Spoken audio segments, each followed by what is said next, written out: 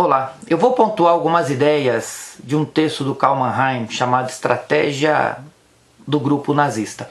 Na verdade, ele está pontuando algumas estratégias que os nazistas usaram para fazer e para promover a propaganda nazista na Alemanha. Esse texto está numa obra do Mannheim chamada Diagnóstico de Nosso Tempo.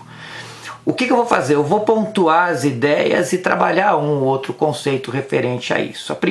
O primeiro ponto da estratégia nazista é o seguinte: tratar o indivíduo como membro de um grupo social. Ou seja, os nazistas perceberam que quando os indivíduos eram colocados dentro de um grupo, era mais fácil controlar suas reações, era mais fácil controlar o seu comportamento. Ou seja, a ideia do sentimento corporativista ou do corporativismo do Estado nazista é diluir o indivíduo dentro de um grupo e criar para esse indivíduo a figura de um líder. Ou seja, esse indivíduo se torna um mero seguidor desse grupo e tudo que esse grupo faz, ele faz também. Ou seja, eu tiro da pessoa a capacidade de autonomia, eu tiro da pessoa a possibilidade dela pensar por si só. Ou seja, quando eu coloco a pessoa dentro de um grupo, eu diluo a sua personalidade e a sua resistência. E o que o grupo tem? O grupo tem tradições, proibições e expressões que tiram a autonomia, portanto, do indivíduo, e toda a reação do grupo é cobrada de todos os indivíduos. Ou seja, você perde a possibilidade de agir mediante aquilo que você acredita quando você faz parte de um grupo tão fechado quanto era o grupo pretendido pelos nazistas. Uma coisa importante é que se eu estou criando um novo grupo, eu tenho que estipular o segundo ponto dessa estratégia nazista, que é o quê? Romper com os grupos tradicionais. Os grupos tradicionais são tidos como atrasados, como velhos, como decadentes, como pervertidos, como responsáveis pelo fracasso, no caso aqui pelo fracasso da Alemanha. E eu faço o quê? Eu desorganizo os grupos tradicionais e substituo por novos grupos com a ideologia ou com a doutrina que eu quero que esses novos grupos tenham. Ou seja, os nazistas desarticularam grupos tradicionais da sociedade alemã, por exemplo, para que a sua ideologia vencesse. E mais do que isso, eu vou estigmatizar os grupos rivais, ou seja, os grupos rivais se tornam inimigos perigosos e devem ser combatidos. No caso dos nazistas, combatidos até a morte. Ou seja, a gente cria uma ideia de um novo grupo a partir da desarticulação, do rompimento das estruturas dos grupos tradicionais. Se eu tenho a formação de um terceiro grupo, e aí eu chego no terceiro ponto da estratégia nazista, eu tenho que criar um comportamento que seja referente a esse novo grupo. E o comportamento era imposto, era colocado, era definido pelo partido nazista. Ou seja, era o partido nazista que determinava o comportamento desses novos grupos. Era o partido nazista que dizia o que era bom e o que era ruim. O que era bom? Tudo que era dito pelo partido nazista. O que era ruim? Tudo que não era parte do partido nazista. E o quarto tópico são as estratégias em si. Então o que eu estou falando é uma estratégia maior, e dentro dessa estratégia maior do partido nazista existiam estratégias específicas. A primeira delas é a decomposição dos grupos tradicionais. Ah, você está repetindo o que você falou. Sim, porque essa estratégia ela era específica desse tópico aqui. Eu vou desarticular os grupos tradicionais. Segunda estratégia utilizada pelos nazistas nesse contexto: a reconstrução de novos padrões para os grupos. Ou seja, a gente vai ter a retomada da ideia anterior também.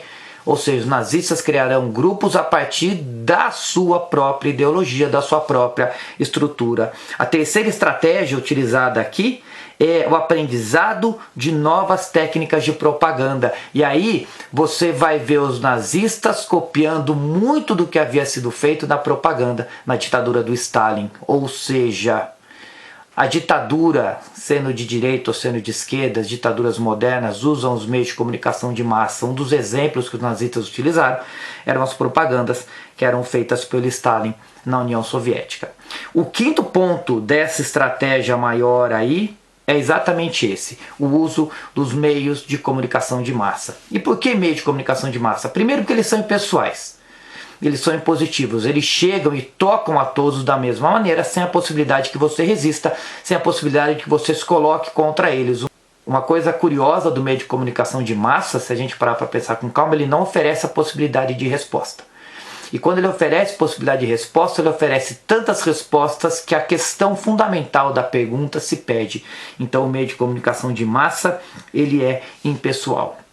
Uma outra coisa que os nazistas usaram aqui, dentro dos meios de propaganda de massa, é que a violência foi minimizada.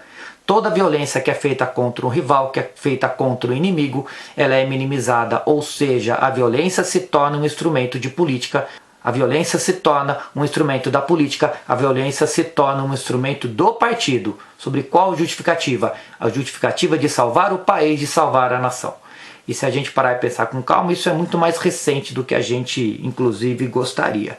E além disso, o meio de comunicação de massa oferece para você um mecanismo de ameaças e promessas. Se você não fizer o que é pedido pelo partido, você é ameaçado. Se você fizer o que é pedido pelo partido, você tem uma série de promessas. Promessas de melhora de qualidade de vida, de salvação do seu país, de fim dos inimigos. Ou seja, as promessas são as mais diversas possíveis. E elas são muito convincentes. E esse conjunto todo de estratégias nazistas trouxe para a gente algumas consequências, muito conhecidas por sinal, mas elas têm que ser relembradas do ponto de vista teórico. Primeira consequência da estratégia nazista de propaganda, ela criou um ambiente de insegurança individual. Eu não posso viver sozinho, eu tenho que ser aceito no partido, eu tenho que ser aceito no grupo nazista. Essa insegurança individual faz com que as pessoas se prendam aos grupos e acreditem em qualquer ideia que seja defendida ou dita por esses grupos. Se tem uma insegurança individual, ela surge em grande parte pela perda da consciência individual. Eu deixo de me ver como um indivíduo pensante e só consigo me imaginar como membro de um grupo maior. Além disso, cria-se a necessidade de um grupo, e o único grupo permitido é o grupo nazista. Então a tentativa das pessoas entrarem nesse grupo, ela era muito forte, ou seja, as pessoas se ligavam ao grupo por necessidade, por vontade, mas sempre de um ponto de vista não racional. Não racional no sentido de você não pensar, não racional no sentido de ter que ser aceito. Não há um questionamento sobre eu devo ou não ser aceito, há a necessidade de entrar no grupo. E essa é uma necessidade muito mais emotiva do que racional.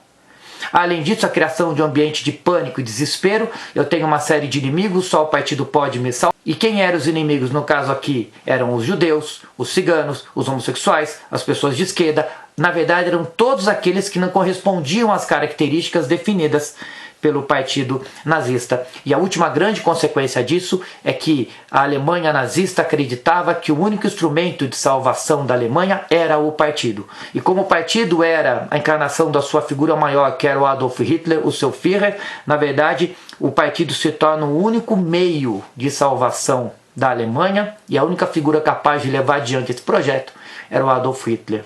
Na verdade, quando a gente pensa as características da propaganda nazista que o Mannheim enumerou para a gente percebe que esses ideais de propaganda política são muito mais presentes do que a gente gostaria, e os seus efeitos são tão perversos quanto foram na época da Alemanha nazista.